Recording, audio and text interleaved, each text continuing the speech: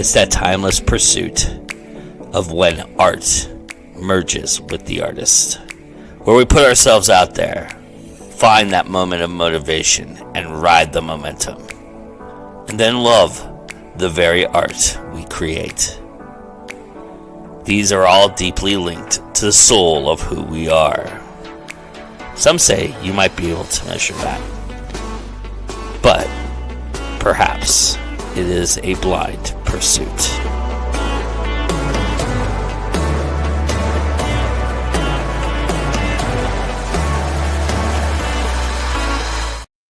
Hello, everybody. Yes, welcome to 21 Grams. I am your host, Joe Compton. And of course, it wouldn't be 21 Grams without the gentleman to my right. To my right, your left, probably, Mr. Bobby Nash. Hello, Bob. Hey! Good to be back. Yeah, I've done an episode every season, so it's like Yeah, awesome. yes, sir. It's Yeah, tradition now. it is. It is. Yeah, I love that. I love traditions. I'm a tradition guy, to be honest with you. So I like that we have something like that. And hey, it's the tradition time of year. Yes, it is. That's true. Very, So very true. yeah. So yeah, it worked out all the way around. But for those one or two people out there on the planet who don't know who you are, tell everybody a little bit about yourself. Sure. I'm Bobby Nash. I write lots of stuff. I do comics, novels, short stories, audio dramas has been a recent addition in the last couple of years, doing full cast audio dramas, which is a blast. And I've written some short films, and I write just about everything. I do a lot of work for hire as well as self-publish. I have my own imprint, Ben Books, that publish, but I also work for hire for a lot of publishers. So it's kind of like have that old joke about when a director comes to an actor and says, "Can you ride a horse?" You say yes, whether you can ride a horse or not. Yeah. I get the "Can you ride?" Yes. Yeah. So if I can't, I'll learn it. So that's me. I do all of that stuff. I also I'm an artist. I do some art from time to time. I do a little part-time acting. But writing's the thing that keeps me the busiest. Sure. And you've been doing it for so long. It's very Mhm. interesting. I kind of want from your perspective how the evolution of writing has how it's evolved for you over time. Mm. Is there a set formula that you've been following for a very long time, or are you learning new tricks and things like that along the way that have helped you? Well, yeah, I always pick up new tricks. I learn from other writers. I meet so many Yeah, other, not just writers, creative people in general, at conventions and conferences and all that. So I meet so many, and so sometimes, you know, I'll watch what you do or what yeah, one of my other writer friends does, and say, "Ooh, that's interesting. I hadn't thought of that," or "I'll try that." Um, but we all get in little uh, routines. We do certain yeah, things a certain way, and it becomes comfortable and normal, and so that happens. But mostly, what has changed has not been so much how I write. I hope I've gotten better. I've learned tricks, yeah, but the biggest thing has changed is not how I do the work, how you do the work. It's how the work gets to the reader. When I started, there was no, well, self-publishing existed, but it wasn't accepted. It was, hmm, if you were self-publishing, that meant you were a failed writer who this was your only option and nobody cared. Um, Now self-publishing is an accepted and celebrated option. The yeah, do-it-yourself model is very alive and well today, and it was not. So the way that we get the work to the readers has changed. There were no ebooks back then. Hell, there was no internet back then. Uh, so how we reach readers and potential readers has changed, and I've had to adapt yeah. And because it's ever evolving, right? Too. It's ever. absolutely yes, and you because you meet sometimes you'll meet other creative people that are very firm. Nope, Yeah, I've done it this way. This is how I'm going to do it. And it's like, yeah, but we have to, you have to kind of evolve to, you have to go where the people are, Mhm. you know. You don't like being on the internet? Well, that's fine, but that's where the people are, you know. Yeah. You don't like going to conventions and conferences? Well, that's fine, but that's where the people are. That's Mhm. where your audience could be. As an indie guy, and you know this, and Anita and we all know this.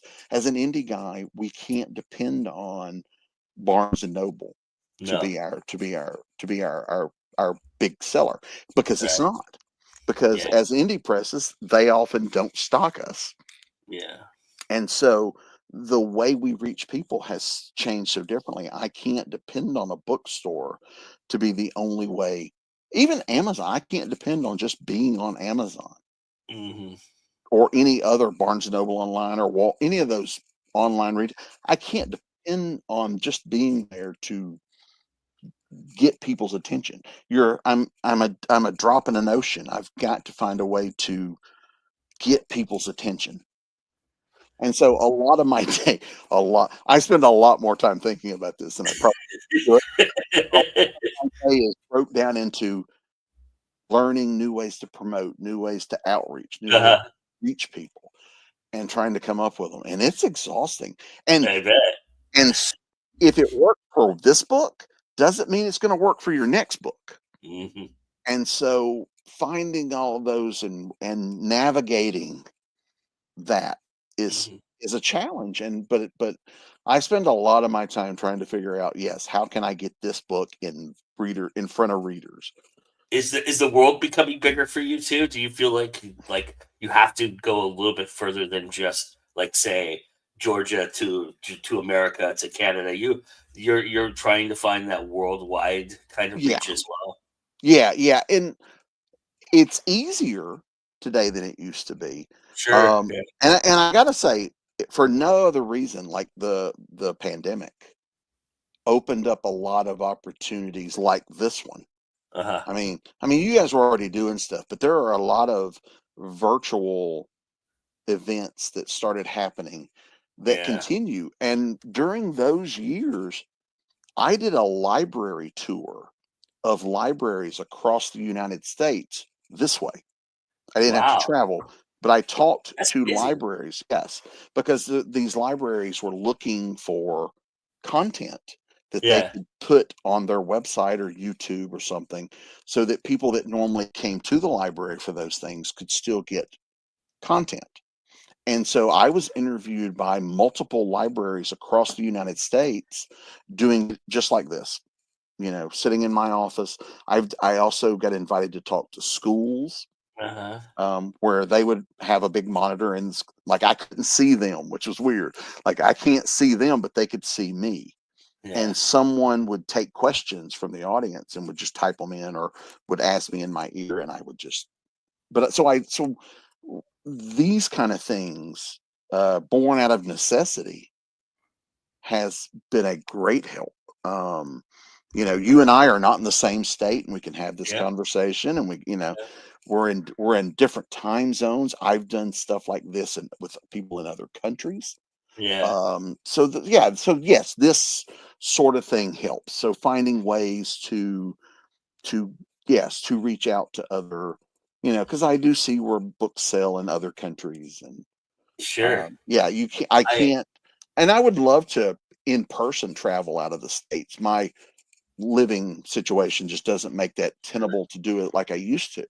But over the years, I've done, New York, Chicago, LA, San Diego, yeah, I've done a lot of that. But Mhm. mostly my in person stuff is in the South these days, just because, That's where you are. I've got other things that keep me from going too far. And it's not like you don't do those things. You do a lot of those things. I mean, Hmm. your schedule stays pretty busy. I Yeah. am curious. I'm curious though. Is that what remains the relevancy of Dragon Con for you? Because you've been doing Dragon Con for a very long time, Hmm. and 32 years. 32 years. I mean, that's incredible. And you have to think you're going to run into the same people every year, and you do. But the Yeah. idea that Dragon Con runs so globally, right, and it is so Hmm. big, Is Well, that sort of the appeal that keeps you coming back to something like that because you know that's going to be you're going to reach more people? part of it. It is my biggest show, not only in terms of people, but in Right. terms of, yes, getting books in front of people, selling. That is my biggest show of the year because Yeah. Dragon Con, and for those who have never been, you know, it's, a convention is not a convention. It's there are differences. Yeah. And Dragon Con is so spread out Yeah. because it's 5 hotels, 3 convention centers. So we're 8 buildings. Yeah. And some of them, like I would do panels, because I'm usually in the comic and pop art track, which is on the 4th floor of the America's Mart Building 2. Yeah. And I would have panels at the Cortland Grand, which is 6 blocks away. Yeah. This is So the beauty of Dragon Con. the beauty of Dragon Con is for the 4 days I'm at my table, it's a different crowd every day. Yeah. Because most people that do Dragon Con, it's like, okay, Friday I'm going to go see the actors. Saturday I'm going to go see this. Yeah. Sunday I'm going to go to and so everybody sets their schedule, or most people set their schedule up. So yeah, I'm only in that building one day. Yeah. And so there are people coming by me on Friday. I will never see them again Yeah. in that room. And there are people I see every year. There are some people that make it a point. This I only see them once a year. They come by my table. We catch up. We say hello. Some buy stuff. Some are just there to say hello and catch up. And it's great. But that's the only time I see this group of people. Yeah. And so it is that is it's my home show. I've been doing it for for 32 years. I've missed Yeah. one in 32 years. Where they actually had Well, one. other than the one that didn't happen Right, because of right. Well, I don't count that one because nobody went that year. yeah, yeah, But I yeah, mean, I've missed one. yeah. My Were father you had even at the one where they capped the yeah, attendance? yeah. Yeah. One year, my dad had surgery, and it was the same week. And I just said, I can't go. Yeah. I'll stay. And it turned out I could have gone. He was fine, but but I missed a year. But it's the show I've done for so many years. I love it. And it's God, my God, it's grown. Yeah. When I started, it was in one hotel, and Yeah. it wasn't the only convention in that hotel that weekend. And I remember walking in, and I'd never been. It was my first or second convention. Yeah. It was my second. I think I went to Fantasy Fair. Yeah. And I remember walking in, going, "My God, this is the biggest thing I've seen ever in my life." And look at it now. Yeah. So it has grown tremendously. The But thing it, that always amuses me about it is it's on Labor Day weekend, and that's always when the college football season starts, and mhm. Georgia's always playing a home game during that weekend, and so you get a mixture of those people with the comic crowd, and like Atlanta could not be more crowded at Yeah, that and moment. plus, yeah, because it's that weekend, Centennial Olympic Park is right around the corner. Yeah, There's always a concert. yeah. The stadium is right there. There's always, in Well, there's addition like to the three of them now. There's like yeah, three stadiums within like so arm's yeah, reach. so in addition to the football game, there's probably Mhm, another game. mhm. NASCAR used to be that weekend. They moved. Smart on those. Dragon Con has a parade. Plus, Yeah, I don't know if they still do it, but the Black Gay Pride was that weekend, and they would have a parade, and they were like 1 block over.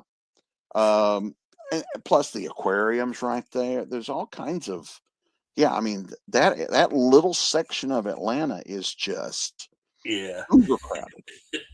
But oddly enough, I also don't worry about it. We're walking. No, yeah, yeah, I agree with you. It's a weird Yeah, dichotomy in that aspect of it, right? yeah. I mean, We're other than when walking. you're trying to get a Yeah, table, try to get a table for dinner. That's the only true. time I Yeah, don't, but you know. we're walking the streets between hotels at 1, 2 in the morning.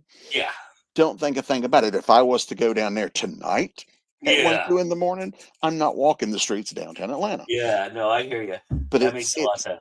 yeah, but it's just and it's so hard to explain because it's unlike any other show I do. Yeah, It's like a lot of shows, the guests and all leave. That's not the case here. I've walked around the hotels in the middle of the night, and there are the actors.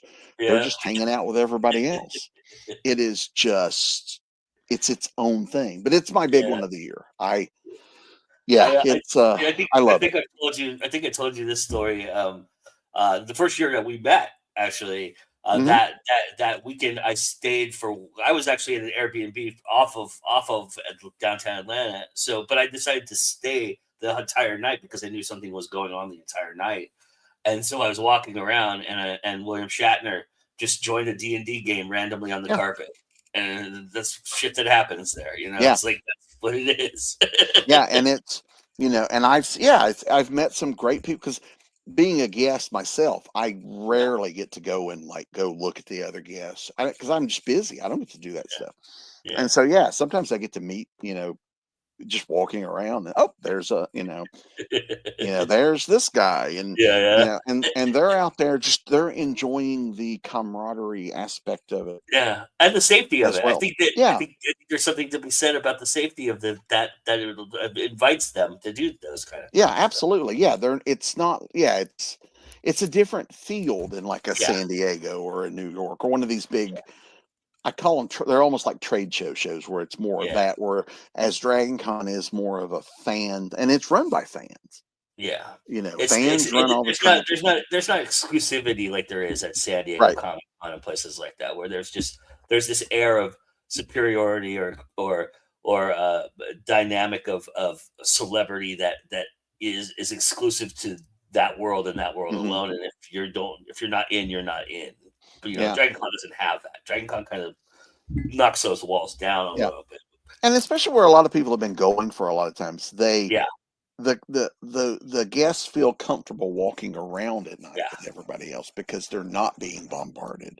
They yeah, may get asked for photos or can you take a photo or whatever, yeah, but they're not being bombarded like they would other yeah, places, and they're eating in the same restaurants we are. They're staying yeah, in the same hotels.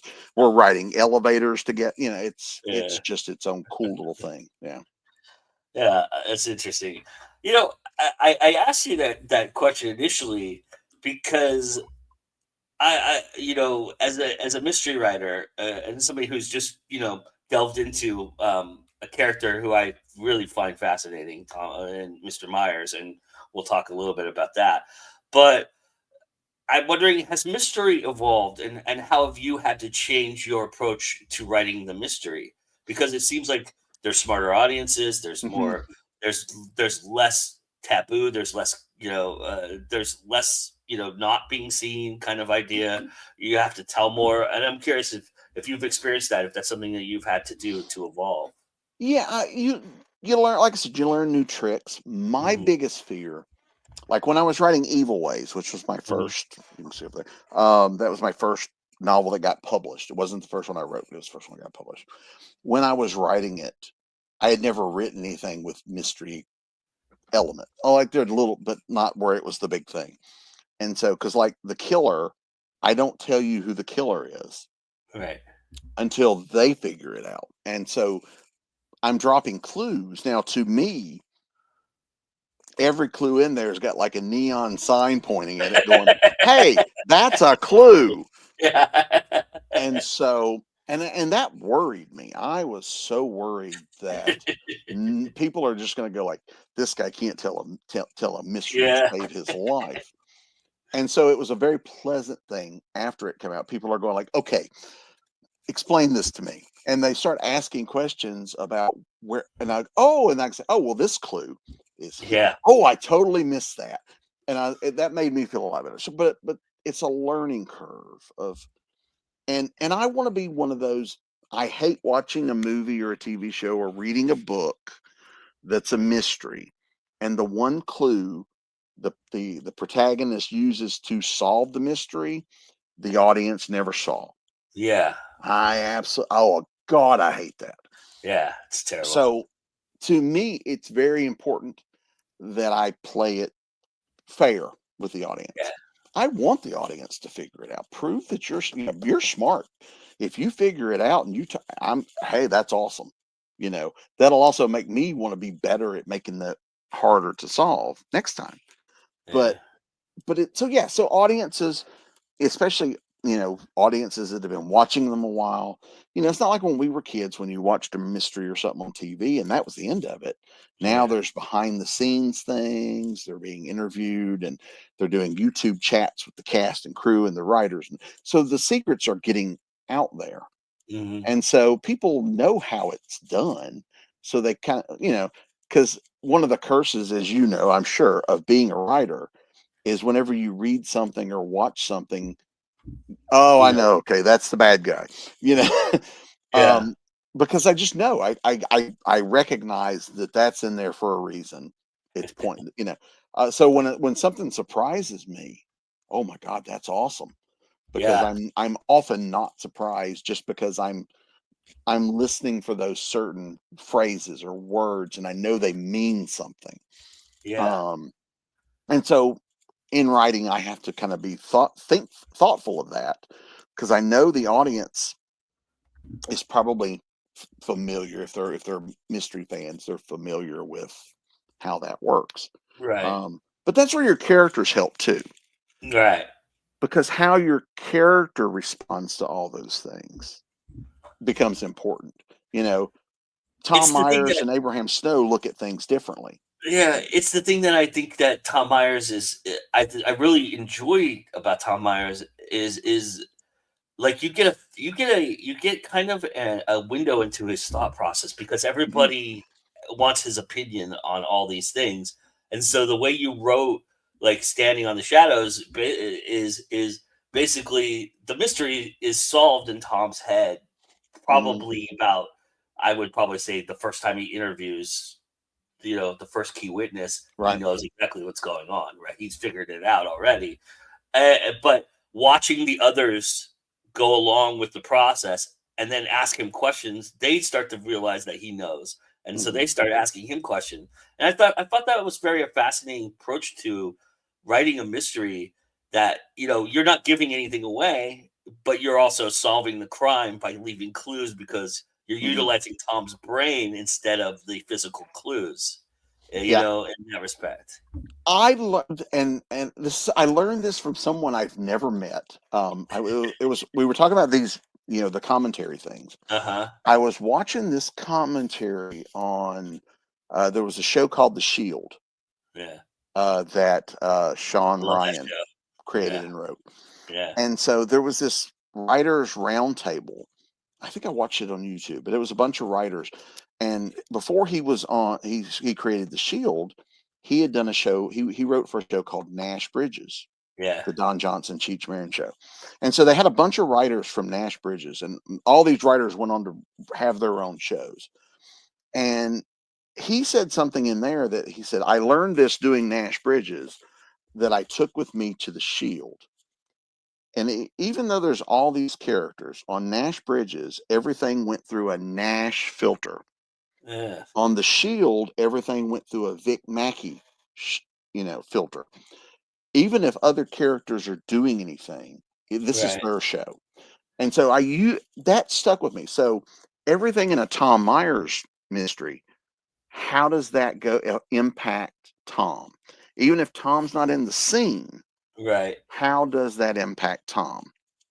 And so that was an eye-opening Mm. thing. And again, I've never met Sean Ryan. If I ever do, I'll thank him because that was one of those things that stuck with me. It's like, yes, so even if Dooley is off doing this stuff Yeah. and it looks like it has nothing to do with Tom, Mm. at the end of the day, something that he does is going to make a difference.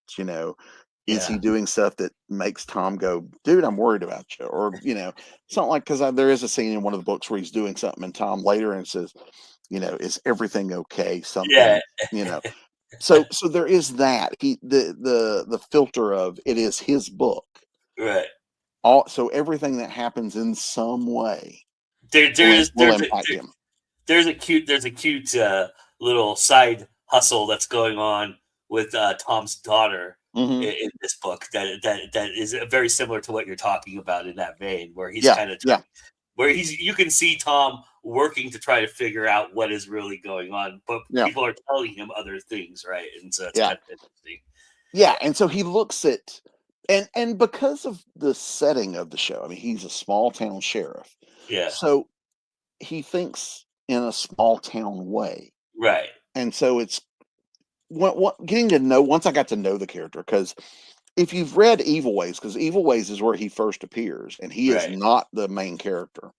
He actually shows up 3 times where he's just a second or third tier character. Yeah.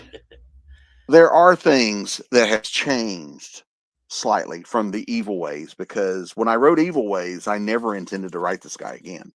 Yeah. I never intended to go back to that town that I created. None of that was a plan. So I wrote the character as a third tier character, which, I wrote some things that when he got his own series, it's like, okay, we've got to adjust some things. But there was also, I could throw a you know, time has passed since Evil Ways. So Right. he's changed. Some things have changed, and because they work better in an ongoing thing if, we're not doing this, or, Right. or just stuff that I was like, man, what was I thinking? let me fix that character trait. That kind of thing. Yeah. And so, yeah, so There's you learn those things. there's certain advantages to, I think, to where Tom is versus where Snow is, right? Mhm. Because Snow may be the more cunning of the two, or more athletically cunning of the two, let's put Mhm. it that way.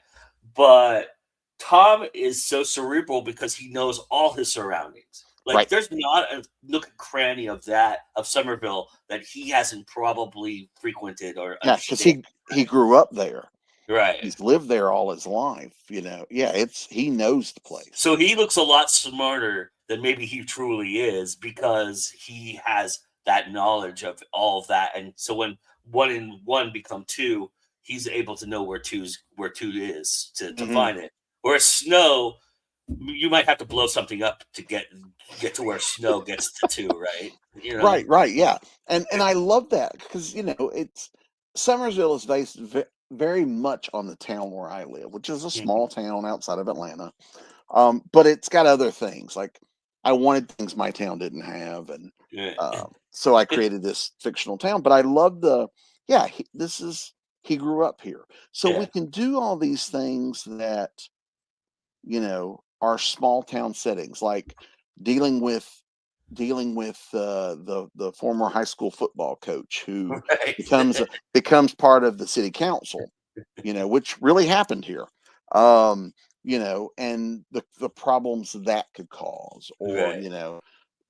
sometimes a criminal could be someone Tom's known all his life, and now he's got to arrest them, or he's got to deal Yeah. with this, or and small town politics, and how small towns, we've got the church religion and we've got the religion of high school football. Right. Those are things I can play with that Right. wouldn't necessarily fit in a snow book. Right.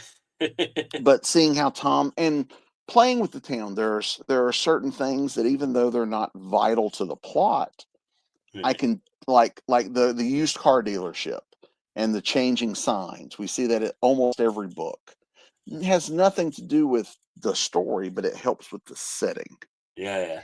And so, and again, Yeah, those there's are sometimes those are things I pull from real life because we had a little small used car dealership that always had funny signs. Great, I like that idea. Or, I see little things and go, "Oh, that works in Somerville. I'm going to take this little real world thing and that's going into town." And yeah. So doing all, yeah. I am curious about the beginning of Shadows a little bit. I don't want to Mhm. spoil anything for anybody because it is the catalyst of what becomes the plot of the And it's story. and it's based on a true event. Oh wow! What I was going to ask you was, were you in like a Snow space at that time? Where had you just finished something that you were writing for Snow, and it just kind of carried over into the Tom Myers aspect, because it does have a little bit of that Snow feel to the very Yeah. beginning. You know? The Probably because I usually go right out of one into the next. Yeah. But no, the and I guess it's on the back cover, so it's not a big spoiler. But the plane crash really happened. We have a small airport. In the way that it happened. Well, now I don't know that. Now that I don't Okay. know, but I do know that it was on the news here that there was a plane crash, a small plane crashed here, just shy of the airport. Like it hit the storage units here. The fence was here to the airport. Like Jeez. it just Oh missed. God. I never found out what the problem was. The newspaper did not go into that kind of detail, but we had heard on the news that there was a plane crash, and so we're curious people. We're out riding. We ride by there, and this plane. Apparently, it was not a bad. It's worse in the book. Yeah. They hit the storage unit, and the plane flipped over, but it didn't actually damage the storage unit. Barely damaged the plane. I don't think anybody got hurt. That's So, unbelievable. but yeah, but in the book, we need Yeah. I it's one of those things. I get these little notions of ideas and they go into my head and it's Yeah. like there's a file. It's like, so this plane crash was okay in my because the first thing is, oh, what if there's something really cool or hideous in the storage unit they hit? Great. That goes in the idea file. And then later when I need something, I juggle through them. Like there's an probably book 5 of Tom Myers is what he called Controlled Burn. We live right next to a state park, um, and the state park plays a lot in his books. And I noticed we went out. My dad and I go have lunch at the lake a lot, and Mhm. occasionally they go through and burn off excess. Sure. It's pretty safe, and Yeah. but in Yeah. my head, it's like, okay, well, what if after it's burned we find a body in there? Okay, so you get those kind of things. Yeah. Yeah, I'm always going like, ooh, what kind of body could be? What kind of dead guy can we find in there? That's I I do you have to so when that happens, when those notions happen, are you discerning what story it goes to what? Because Yeah, obviously not everything would fit for Tom Myers. right, That right. maybe it wouldn't fit for Snow either, but maybe you could angle it where it does fit for one or the other. Are you always kind of do you compartmentalize what event is going to kind of occur in what Yeah. storyline you're working on? Yeah, because usually when I get an idea for something, a plot, I'll start, and it'll be okay. Who is this story for? Like the Mhm. reason it took Tom Myers so long to get his own story after Evil Ways and Deadly Games, I didn't have a story for him. Yeah. Like he's good in these as that secondary, but I didn't have, Yeah. and so, but the character would occasionally knock on the back of my brain and go, by the way, still here, and but I didn't have a story that felt like his. Yeah. And and I'm always getting ideas. And so either they live in my brain or sometimes I write them down, but most of them just Yeah. live in the back of my brain. And what happens frequently for many different series and stories is my brain will go, you've got these two separate ideas. You do realize that they're the same story, right? Right. And then my brain goes, and that's what happened with In the Wind, the first Tom Uh-huh. Myers led story. I had these two ideas, and alone, neither one of them worked for him. But as soon as they slammed together, and I realized they were part of the same story, that little voice in the back of my head goes, "That one's mine."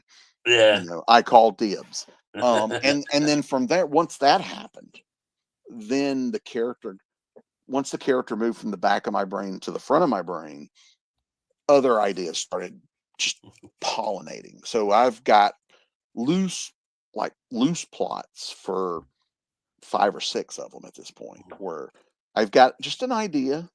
I haven't fleshed it out, but it's like, oh, this is going to happen. Great, okay, and then I can do that. But I get these just separate ideas, and then they just germinate until they're right, I guess, and Mhm. then they slam together. And I was also in a better place to do Tom as its own series. Had I done it earlier, I would have shopped it around. And here I was already doing Snow books, Mhm. and I was like, I could use that same format for these, and that worked. And a lot of it was just the timing of it. And then once the idea started flowing, Mm. and I started writing things from his point of view. Then I started getting ideas for book 2, book 3, but and that happens a lot when you're writing.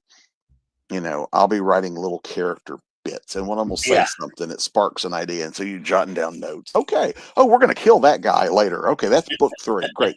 Yeah, that guy, we don't like that guy. We're going to find him dead and have to figure out why. Great. Okay, and so those type of things. So yes, if I could write faster. um, but yeah, so that's kind of how it works. Is the Yeah. characters tell me, I love because that. I have done that where I'm like, I've got this idea, but oh, that's not a Snow idea. We don't want to do that. Yeah. Or that's When not you try to okay. write me. Great, we'll create a new character. Okay, or secondary. The secondary characters talk to you. I just finished the first draft of uh, uh this chase with a U.S. Marshal on a there's a plane crash again, but there's a plane crash, and they were moving a prisoner, and the plane goes down on the mountain, and they have to climb up the mountain to get to him and rescue and all Mhm. this. And so I had this idea, and I'm like, oh, that's cool. I want to write this idea. It's not a Snow book. It's not this guy. But then I remember, hey, I've got this U.S. Marshal character that's appeared in a couple of stories. Yeah. What if he does it? That would be, I mean, because that would be his job. Yeah. And so it kind of works like that, where the characters just will go, hey, that's my story. I want to do that one. And so yeah, so the stuff that I publish through my imprint, Ben Books, the Mhm. crime stuff, it's all connected in some way. They live in It's the same world, so some of the secondary characters interact. I haven't had the main guys cross over too much, right. but I'm sure one day I will.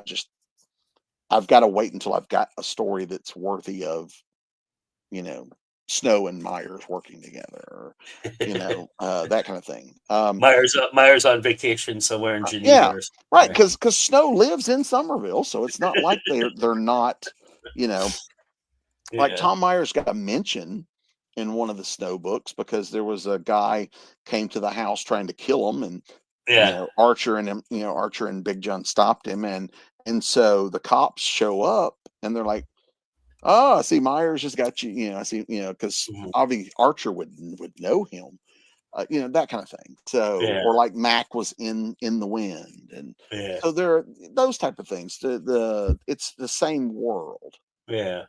because really, and I did it out of laziness, pure laziness, because when I created Evil Ways, I created this town and these characters, and I'll never use them again. I just did it one time.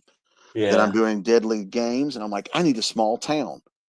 Well, I could create one, but you've got one.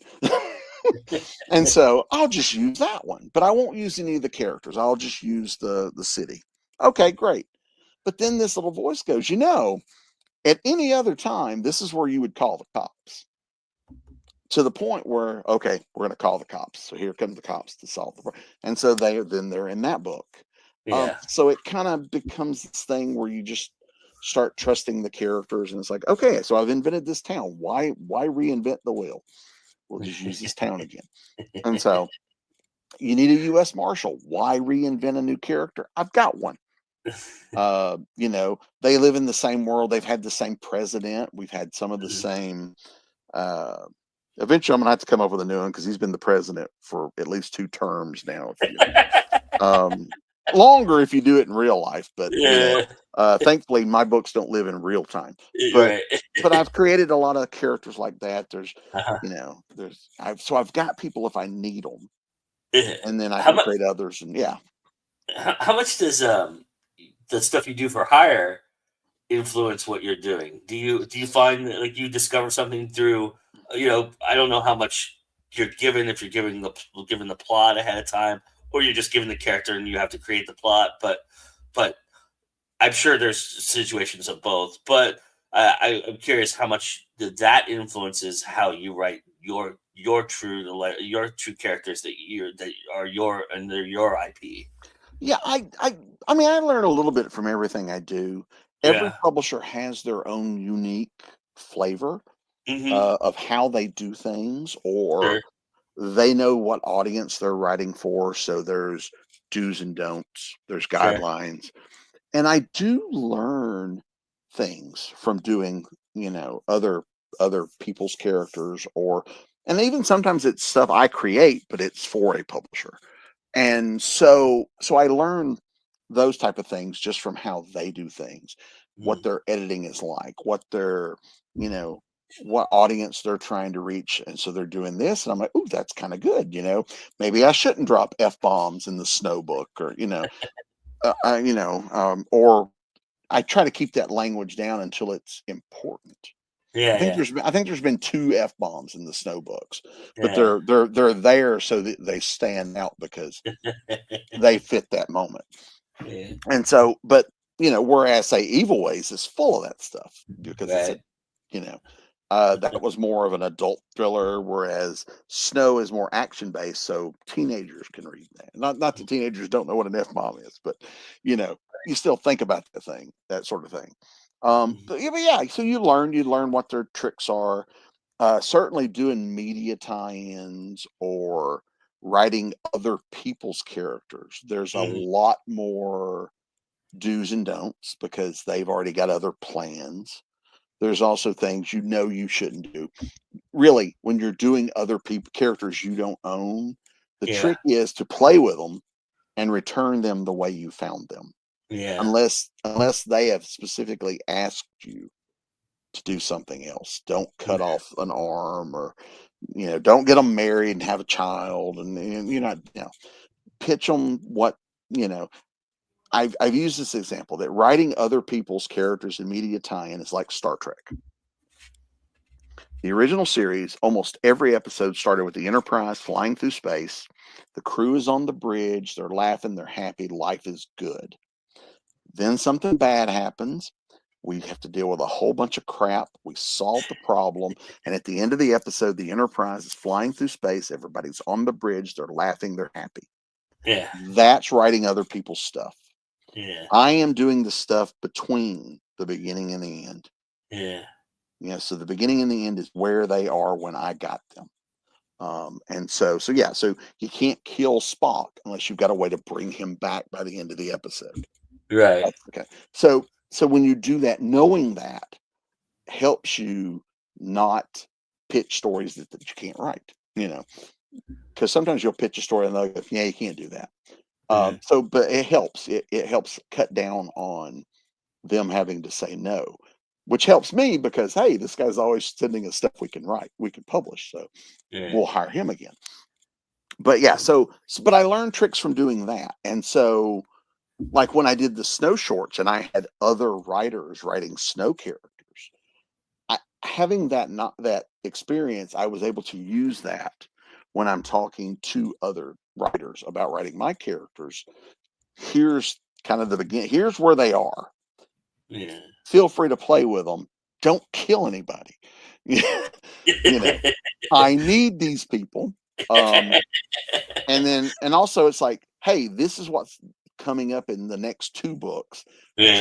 Try not to mess with this plot, Yeah. or this character you can't use because there's a plan, that kind of thing. So knowing that, you can go in and it saves a lot of headache because somebody will come up with an idea and you go, I can't do that. Right. You've kind of told them up front, these things are off the table.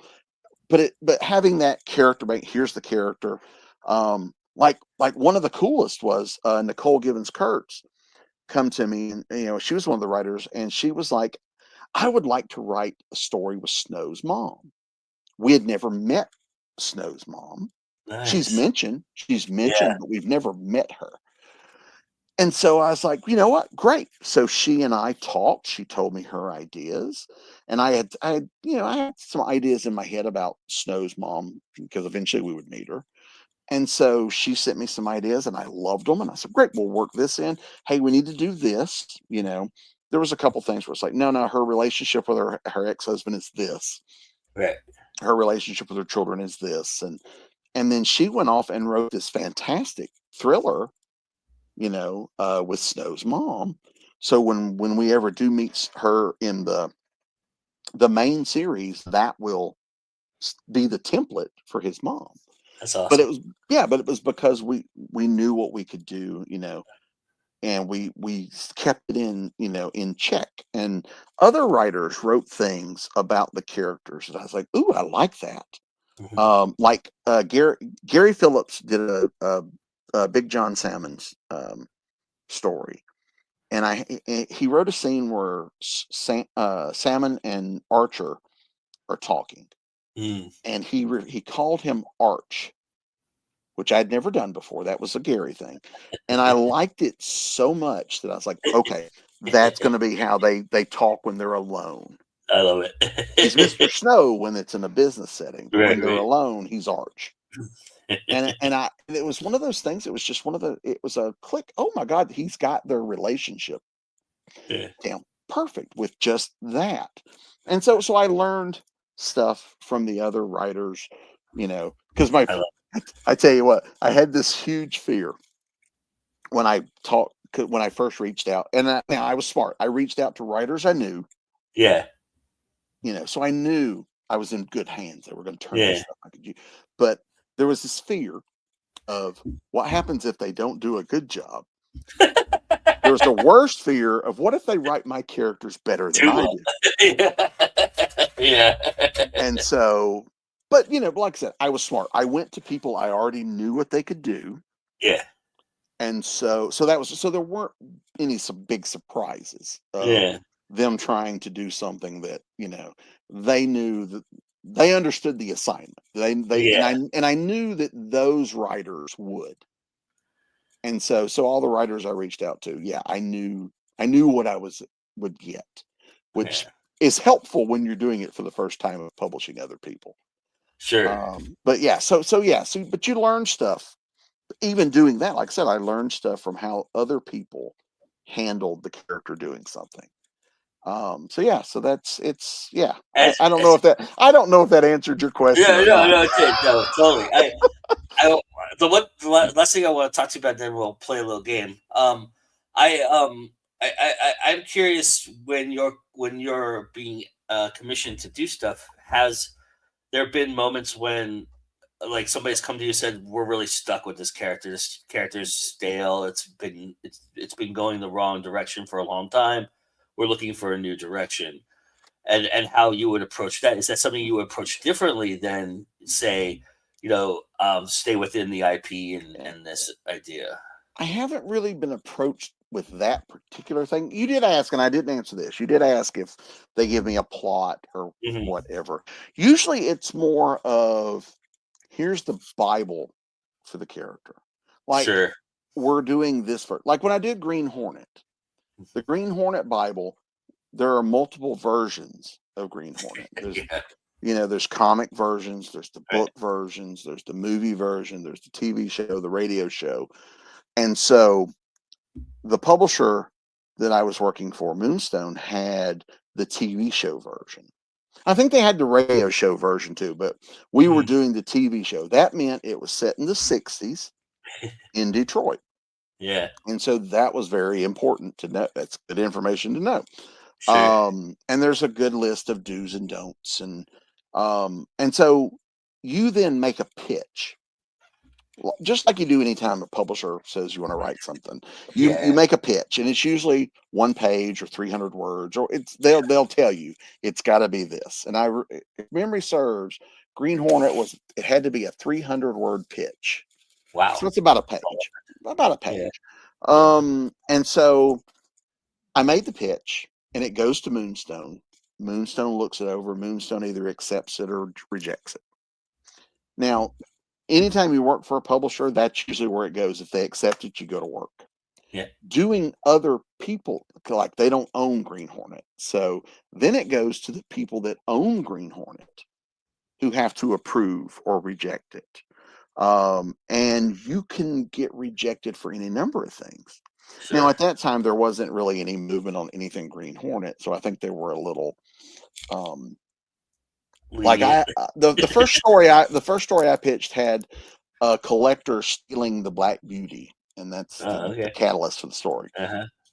And I remember the people at Green Hornet who own Green Hornet, the note that came back was stealing the Black Beauty is not easy. Remember that. Okay. Um, And so, but they didn't say no. They just said, Yeah. don't make it easy. But you can, like when I was doing pitches for Zorro has stuff in production, movies, TVs. There's production on Zorro happening. You could get kicked just because, oh no, the TV show's doing something like that. You can't do that Yeah. story. So, Gotcha. or so that can happen. So, but you make your pitch. It goes to the company that owns it, and I don't know. You don't necessarily know who's going to be approving. It could be someone in creative. It could be a lawyer. It could be just their job is to protect those characters, Mm. and that's the same whether it's a media tie-in or a company-owned character, or when you're writing my character. My job was to make sure that they didn't. I'm there to protect Snow for these from with the other writers, and so you what I'm doing as the writer is I'm having to work within the guidelines of what they need. Mm. And so they will then tell me, okay, sometimes they will come and say, we need a story about, this character, or we've got these two characters and we need to team up with them two to team up, or a story that includes both of them. Or here's Yeah. this, I just did a novel that hasn't come out yet where it was like they gave me a list of characters and says this novel will feature these characters. And since you're going to write, 'cause I guess another writer had started and had to back out, so they had a loose plot, and they Mm. said use this as your starting point. Here's the characters, and then they're like, oh, and it's a pulpy thing, and they're like, oh, well, you're the Domino Lady guy, so add Domino Lady to the novel. She's not in there, but add her. And so I had kind of that as the starting point. Or we're doing Kolchak, the 50th anniversary. you Yeah. know, there's a timeline. Pitch a story that fits one of these years. And so I picked a year that wasn't already being used. And so I had to pitch a story that fit that date. And then they could say, oh, yeah, that works in the timeline of the books and the show of Mm. where he was and what he was doing. And so there's a lot of that where you want it needs to all make sense. Sure. Because the readers are going to know, the readers that are following the Green Hornet books are going to know if I'm suddenly writing the Green Hornet differently than, Jim Beard wrote the Green Hornet, or et cetera, et cetera. Sure. So, yeah, so there's a lot of that. There's a lot of making sure that the characters sound the same, they're consistent. If you're writing Mulder and Scully, they got to sound like Mulder and Scully, Sure. that kind of thing. So a lot of the things that go into it that seem non-creative are those things. But sometimes those are more creative because you have to work within so many constraints Sure. that your creativity has to find ways to, how do I tell a story where I can't do this or this, so that kind of thing. So it's fun with that stuff where it's almost a challenge because there'll be all these don'ts, can't do this, can't do that, can't, Yeah. and mostly those are there because they've told that story already. So like after I Stole the Black Beauty, in the next anthology, there was a don't. No more stealing the Black Beauty. Somebody's done that. Mm. So that kind of stuff. So you have to work within those constraints. The character still needs to feel like the character, and then you get to do all the creative stuff in the middle. Mm. Send them on an adventure, but you know realize you have to work within the constraints of the world that's built. When I write Snow or Tom Myers, I can do whatever I want because they're Right. mine. So if I get the idea that you know the river's going to overflow and flood Summersville, I could do that. I don't necessarily want to, but I Right. could. Whereas if I'm writing somebody else's character, I can't do anything that's going to be um, like a solid, like everything happened before the flood or after the flood, Mm. Yeah. before they got married or after they got married. Those become like those, what's the Doctor Who thing? Fixed points in time. Yeah. Everything is that's a hard break moment. And unless the publisher or the people that own the character ask me to do that, it's not my job to do that. It's Yeah. not what they want. That's not what they're hiring me for. They're Right. hiring me to just tell a good Spider-Man story. Right. it's kind of like being an NBA referee. You want to put your stamp on the game, but nobody can ever know your name, right? Right, right. The game has to flow the way that everybody's used to the game flowing. You Yeah. know. Well, I at conventions, I get people come up to me a lot. I'll use this as an example, and some of them sometimes it's people that want to write. Yeah. They're not necessarily published, but some I hear this one at least twice a year. Oh my God, the Spider-Man books suck. Man, if I could write Spider-Man, I would do, and they proceed to lay out a list of things that Disney and Marvel will not let them do in a million years. Because Spider-Man makes billions of dollars Yeah. a year.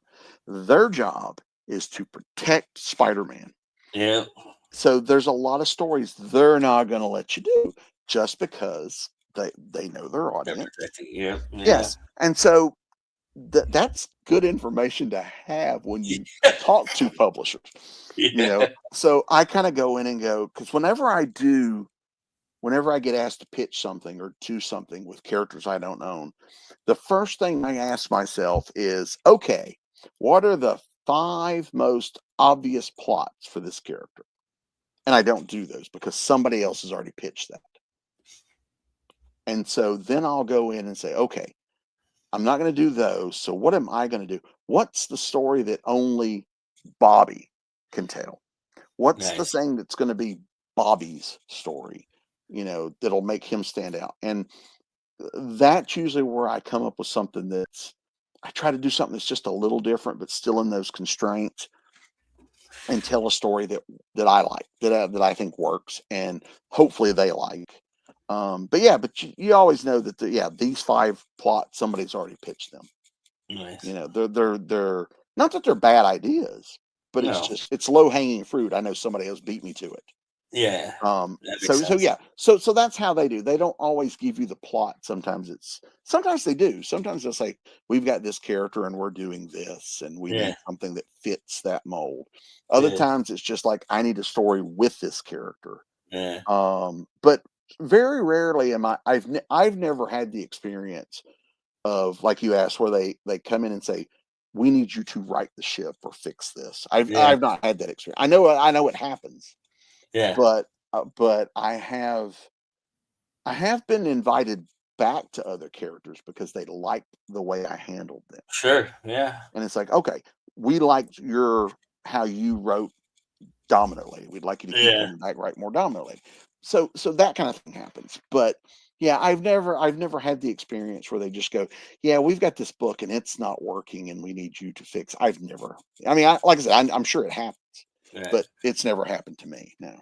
We're in an interesting time where IP is starting to fade for a lot of these famous Hmm. characters, and so it's going to be interesting to see how people approach It that. And Yeah. Well, you're right. It's very interesting, and a lot of people, because I have these conversations a lot. A yeah, lot of people don't understand how the public domain thing works. right, Because I've talked to several people, it's like, great, this character's going into public domain. I can start, and they're like, wait a minute, the stories absolutely are in public domain. You could reprint or recreate these stories.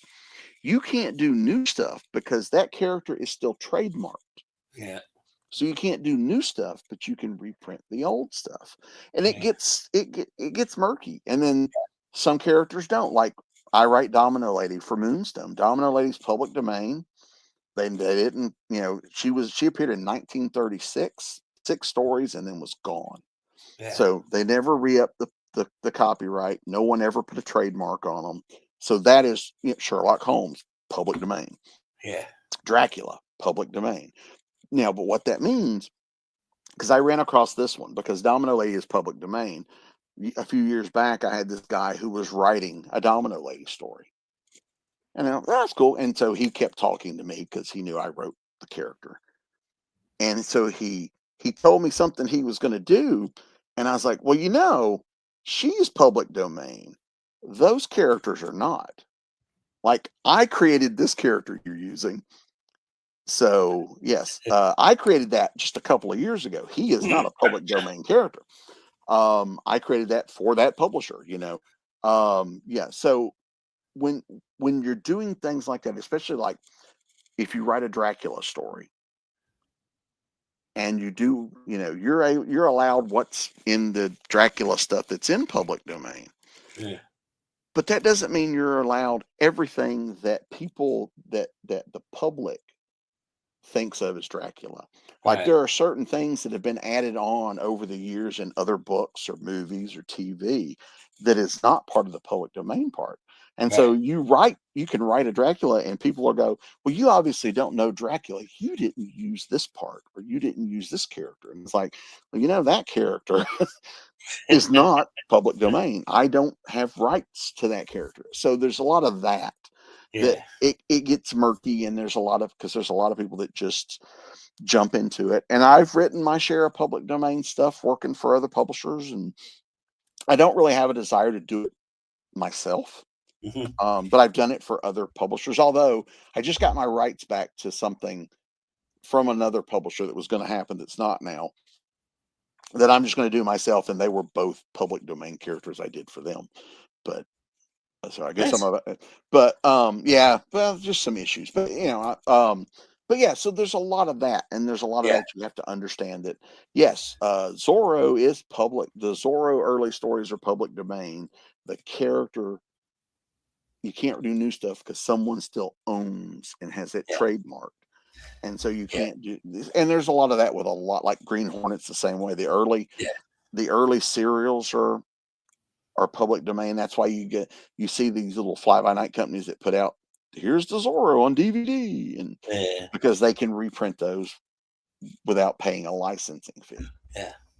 Reprinting books is the same way. Like a lot of those Yeah. old books are public domain. Nice. All right. So this year we're doing. I'm asking my guests to give me 5 numbers between 1 and 50, and I have a questionnaire of brilliant. It's labeled as brilliant questions to ask authors. Some of them are good, some of them whatever. But uh, so if you want to give me 5 numbers, just give me all 5 numbers, and I'll give you the corresponding question. Oh, okay.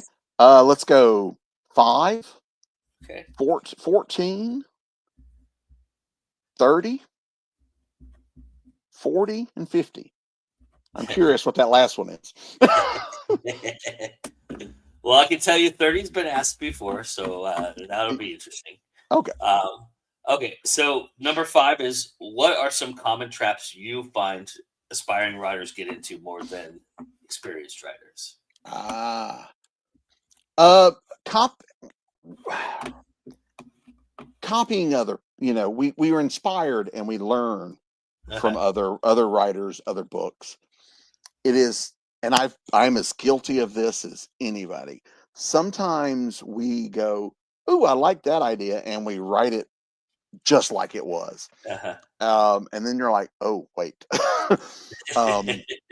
You can be inspired and by something and write something similar, but you can't do it word for word, and sometimes I think that's one I've fallen into over time, and it's like, Mm. oh wait, yes, I don't want to use the word warp speed, you know, Yeah. because yeah, somebody's gonna go, wait a minute, I know where that's from. Yeah. All right, number 14. This will be an interesting one for you. Younger self-writer now that you know. Oh, I like this one. Okay, I would tell myself to focus. Oh. Focus is the word, because I was not all I had this dream, and I didn't always make goals. I was very naive to think, well, if I do it, I didn't have a plan. I wasn't focused. And there was a point, even after I became a published writer, where I got off the career path I had planned. My plan was to go and do this. And I got sidetracked and ended up going a long way around to get before I got back to what I had planned. Not that the detour was bad. The detour had some wonderful things, but I realized after a while, wait, that's not where you were wanting to go. Yeah. You're on the wrong expressway. This is taking you here, and you really still want to go over there. And so I had to kind of get back on track, focus. focus is always good, also good for me because I don't, you know, once I get started, I'm fine, but I can lose focus and go all over the place. Sure. I would also tell younger me to eat better and exercise more Of course. because my 53-year-old fat self really wishes I had done that. Understood. Okay, number 30, which is something we've asked before, but I love when it gets repeated. Uh, it is, what is the most difficult thing about writing the opposite sex? Oh, very good. Not being cliche or stereotypical. Yeah. It is so easy to fall into either racial or sexual stereotypes, and some stereotypes are there for a reason, but not, you don't want to write it in a way that comes off as disingenuous. Mm, For me, how I deal with it is when I write a character of the opposite. Say I'm writing a woman, a female character. I try to give, especially if it's one that's not pre-existing. Like I created a character, like when I created Tom Meyer's daughter, it's the first time she mhm, shows up, because I'm obviously not a woman. Um, I and I do this with a lot of characters. Sometimes I will use a real person as the template to build that mm, character on. mhm, And so I can take someone I know, so I have a voice in my head. Okay, that person, so this character has this person's base personality. So now I know how that person responds to things because I've seen how they deal with stress or how they deal with good news, bad news. Now I've got that basis. Then I start building the character on top of that base. And so until I get to know that character well, that voice is in my head. nice. So if I have a character deliver bad news to that character, how they would respond will come to me in that voice of the real person who is the template because I've seen how they respond. And Sure. so that helps. So it becomes more about the character, how the character responds, as opposed to how a woman responds or a man responds. If I'm ever in a point where I'm not sure or I'm doubting myself, I will then ask a female, hey, help me read this. Tell me if, because I don't want to, you don't want to alienate your audience. You don't want to Sure. come off as, I mean, I'm like I said, I'm a 53-year-old white guy. There's a lot of stuff I don't have personal experiences with. Yeah. I think the first time that ever, I know I'm getting off track. Sorry. The first time that ever struck me, I met my mother after work one day. We met at a store or something, and I went in. We had some food. We went in the store she needed to go into, and then we walked out, and we were parked in different areas. And I was just like, okay, see you later. And I started walking to my car, and she's like, no, follow me to my car. Mm, And I had never understood the fact that she was nervous about walking through the parking lot after dark by herself. right. As a kid, I was probably in my 20s, early 20s at the time. Never occurred to me. But that's the thing you learn with. So Mhm, sometimes having that personal, hey, what do you think about this? Did I write this well? Or so asking, and it's just like any other research. sure. Ask people that people will be happy to, because people want you to get it right. Mhm. So yeah. So, Okay. Number 40 is, do you read your own reviews and how much do you take to heart? yes, I do. And the reason I do is this. Well, I've always been told don't read your reviews, Yeah. but I look at reviews as promotion. If anybody's followed me on any social media, if someone leaves a review, I take a screenshot and I do a "We Love Reader" reviews. There's the book cover. There's the link. Hey, Joe Compton left a 4-star review on this book, Yeah. and here it is. Thank you. We appreciate it. And I don't just do it for the good ones. I've done it Mm, for bad ones where it's like, hey, we love reader reviews. We're so appreciative of you taking the time. Sorry this book didn't work for you, but I appreciate you taking the time. There it is. And so it's promotion because I'm just putting it up and it's out there. Mm. What you don't do is you don't argue with them. You Yeah. don't leave comments or go, well, Joe Compton obviously doesn't know what the hell he's talking about. This is a great book, and he didn't give it 5 stars, so he obviously doesn't. You know, that's Yeah. bad. That you will never come out of that looking good. No. Yeah, you are never going to come out of that looking like the good person in that. So, Yeah. but I do that just so I can. It's a promotion tool. Um, I don't take it to heart, and I never give commentary on it. Like, again, I don't go, oh well, we got a 2-star review. Obviously, they don't know what they're talking about. No, it's like I thank you. You took time. The way I Yeah. see it is, someone took time to write a review. The Right. least I can do is say thank you. Yeah. And that's it. Thank you for taking the time. Hey, someone said this. Here's the review if you want to read it. And I've promoted it. The book's, it's a way to promote the book, and Yeah. I'm good to go. Do some of them sting? Absolutely. Um, I've been very fortunate. I've gotten more good reviews than bad reviews. I've gotten a few bad ones, and I would be lying if I said they don't hurt. Because they do, and you do take it to heart for a minute or two, and you feel bad, and it's like, Yeah. oh my God, I'm awful, I'm terrible, they think I'm horrible, but you don't argue, you just thank them for their time, and that, yeah. Nice. So that's how why I do it.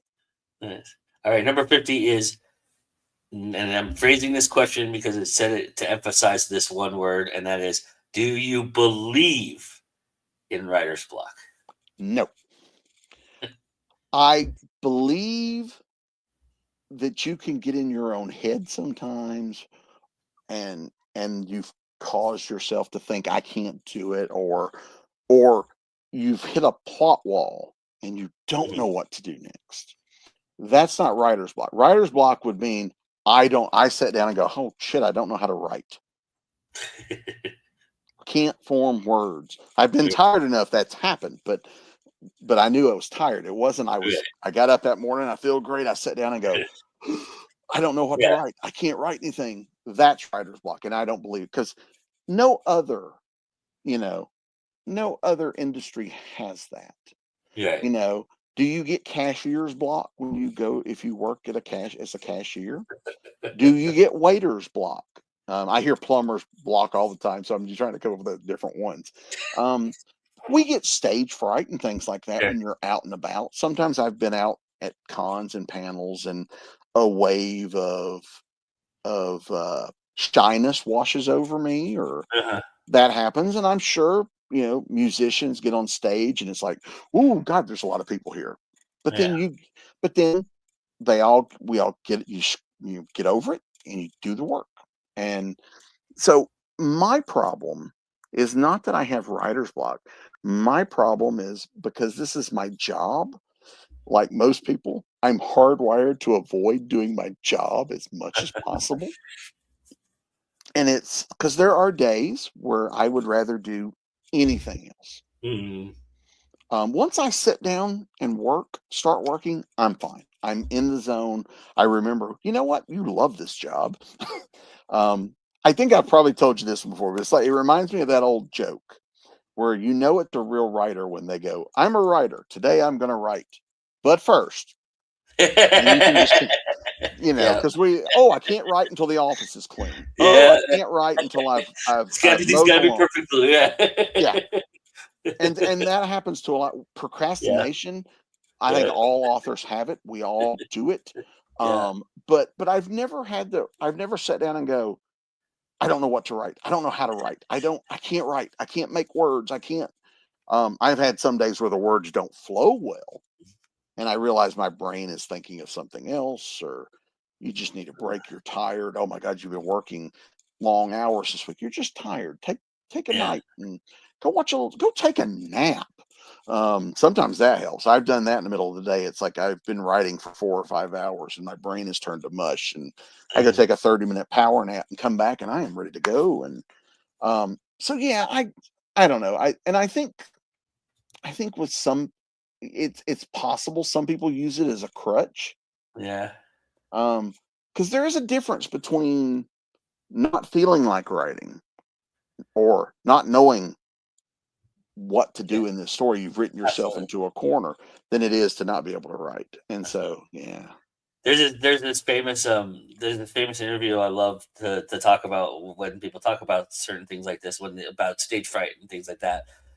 It was a reporter asking Freddie Mercury, saying to Freddie, "You've played Wembley Stadium, you've played in front of the biggest audiences in the world.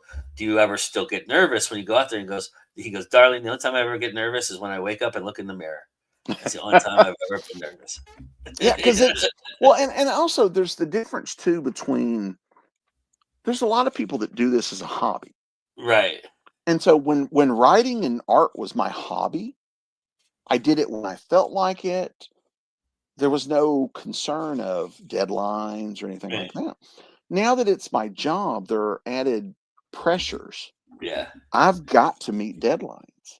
Yeah. That means I got to sit down and work today, whether I feel like it or not. Because if you're going to Right. wait, if you're waiting on me to feel like sitting down to write, I'm never writing another book because I will find a reason to procrastinate or, oh, there's a new movie on HBO Max. Great. I'm going to go Yeah. watch it. Yeah. I've got Don't the turn, show to binge, and it's going to take me 3 days. yeah, don't turn on the TV during the day. I used to do that. Oh, I'll watch TV while I eat lunch. No, Yeah. because you never get up. Yep. So don't turn the TV on. Don't, it's all these things that you could do to help yourself. Like one of the greatest things for me, and I'm sure someone told me this, although I don't remember who, is like if you want writing to be your career, you have to treat it like a job, Yeah. which was a big eye opener for me because I went from treating it like a hobby and writing when the muse hit to, hey, you've got deadlines. Put your butt in the chair and you write from this hour or you work. Because Yeah. writing is more than writing, as you know, the writing Yeah. job is more than writing. There's, you know, promotion, marketing, setting up interviews, Hell, setting up it's conventions, editing. there's all of these things. Yeah, Yeah. editing, going, looking over cover proofs, looking over Yeah. galley proofs. Yeah. There's a lot. And so for me, and it doesn't have to be, I'm not a morning person. So I didn't say, oh my, you've got to be in the office at 9 a.m. because I would hate that. So I get up, I do some stuff with my dad. I usually sleep in. I get up, I do some stuff around the house. I go out and have lunch with my dad. I come home after lunch. That's when my work day starts. And then I'll work well into the evening. I'll have a dinner break. Then I go do the artwork after dinner. Then if I'm on a deadline, I can come back to the writing office but that's my schedule. I know that's work time. And after a while, it just became so ingrained that, oh no, that's work time. Mm. Yes, no, you can't go run off and do this. You've got to work today. I mean, you can juggle it. Like I get Sure. friends that will sometimes say, hey, you want to go have lunch tomorrow or you want to go have dinner tomorrow? And I'm like, great. You know, I've trained them to not go, you want to have dinner now or you want to Yeah. have lunch now. It's always ask me if I can do it tomorrow. Great. I Yeah. know I'm going to be gone. I can do a little more work today to make up for what I'll miss tomorrow. So there's things you can do, but it's all about, because I wanted it to be my job, that became had to become that regimented thing.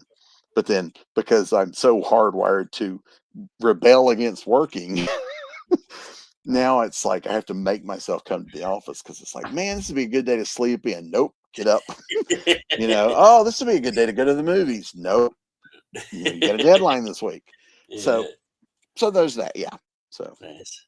Awesome. Well, Bobby, this has been wonderful as always. I really appreciate you continuing our tradition and doing this absolutely. for me. Uh, Tell everybody where they can find your wonderful books and everything you're doing. Well, BobbyNash.com is the hub for everything. Ben Books is my publishing company. It's ben-books.com.